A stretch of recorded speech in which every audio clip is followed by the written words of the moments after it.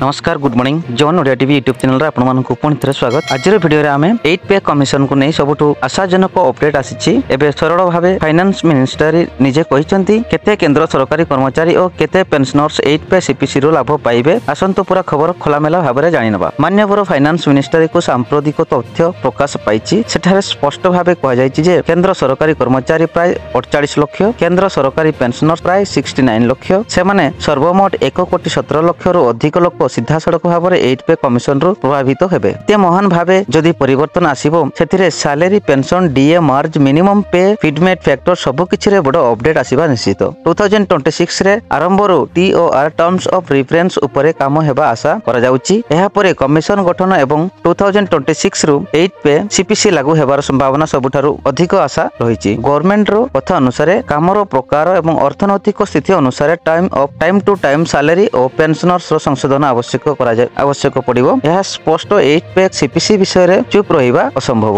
Minimum पे 26,000 to 27,500 होई पारे। फीडमेट फैक्टर 3.0 टू 3.2 रो आशा रहिछि। पेंशनर्स पई नवा रिवीजन फार्मूला डीए मार्ज हेले सैलरी रे सीधा 20% टू 25% वृद्धि हेबो। फाइनेंस मिनिस्टर को एम्प्लॉय एवं पेंशन डाटा खोलासा हेबारो एक्सपर्ट माने मध्य कहउचंती 8 सीपीसी एबे दूर नुहे बड़ घोषणा आसुछि। आपनक पई एहा अर्थ कोन? जदि आपण केंद्र सरकारी कर्मचारी बा सैलरी रिवीजन आसीबो, पेंशनर्स और पेंशन रे नवा हिसाब एवं डीए मार्च सुजोग भविष्यत रे डीए एचआरए डीए सब रे बड़ परिवर्तन हबो। तेणु बंधु माने फाइनेंस मिनिस्टर रो एही तथ्य खुलासा परे 8 पे सीपीसी ऊपर बहुत आशा बढ़ी जाईछि। आपण माने कोन भाबुचंती मिनिमम पे रे केते हेबा उचित? कमेंट रे लिखि जणांतु। वीडियोटी को लाइक करंतु, शेयर करंतु एवं चैनल को सब्सक्राइब करंतु। एमिति उपयोगी अपडेट पाइबा पई बेल आइकन को दबाई दियंतु। धन्यवाद। जय जगन्नाथ।